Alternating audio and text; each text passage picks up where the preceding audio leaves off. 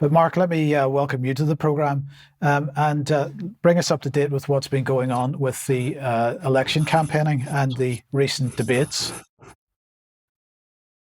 Mike, I'll say at the onset here that what's going on in Georgia is strikingly reminiscent of what happened in Ukraine 10 years ago when the U.S. interfered and overthrew a pro-Russian leader in Ukraine itself, something we can maybe expand on an extra. Anyway, September 10 at the National Constitution Center in Philadelphia, Pennsylvania, ABC News / public television Trump-Harris debate took place. This is a picture kind of reminiscent and emblematic of how Harris responded to Trump's very straightforward, somewhat more simplistic style of speaking. She winced and smiled and smirked at him many, many times. It was kind of entertaining in its own way. But moving on from there, these are some of the key talking points, though not all of them.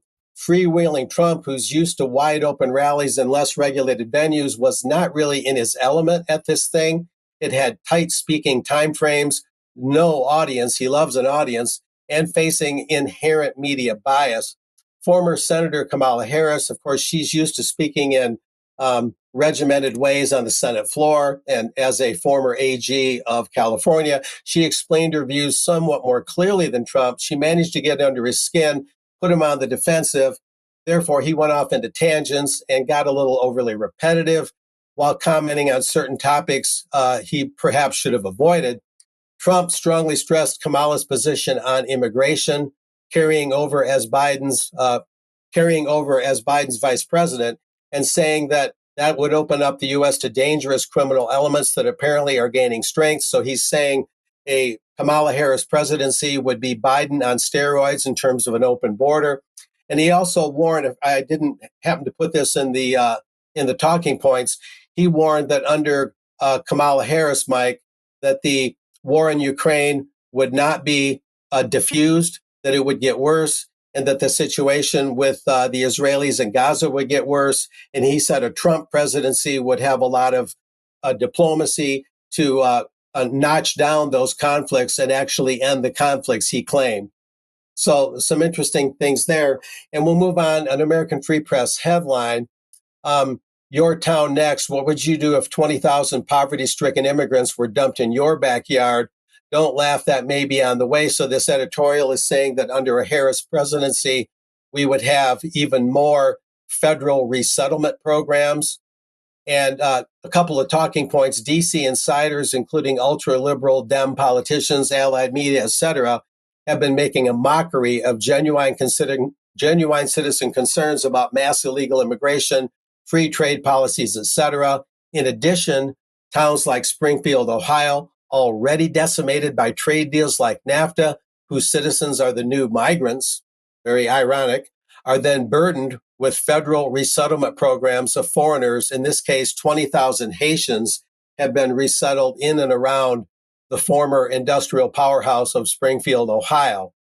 And very interesting there. Meanwhile, Kamala Harris, of course, really attacked Trump, saying he's an insurrectionist, he's a felon, and that he tried to overturn the election.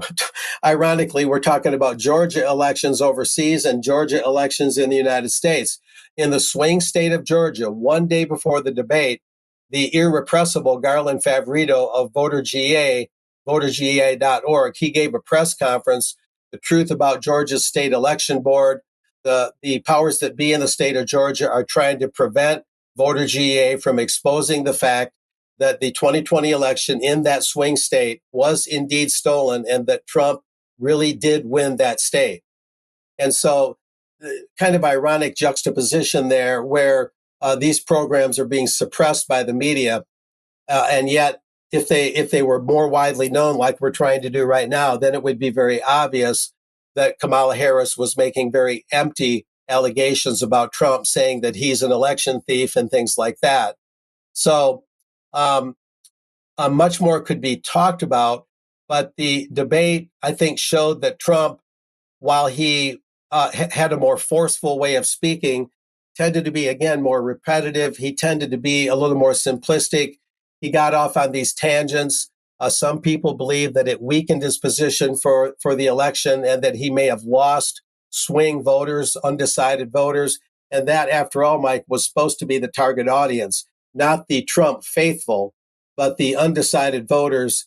And a lot of Republicans, and even including RFK Jr., who's a new Trump ally, you might say, all of them kind of believe more or less that Trump lost the debate and failed to address those swing voters, those undecided voters.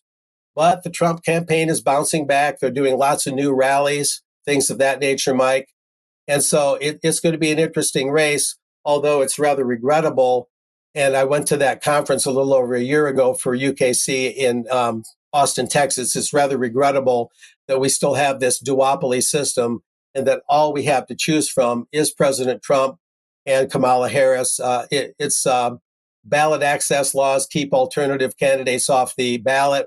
You have both parties that keep alternative candidates out of the debates, including RFK Jr. Even a Kennedy couldn't qualify to be on the debates. So it's a really rigged system here, Mike. But nevertheless, that's what went down. Those are the main talking points. And perhaps next week, there'll be a little more of the aftermath of that debate. So back to you. I do apologize. I was muted there. It's the same here. Exactly the same situation with people being limited from taking part in hustings and getting time on TV and so on.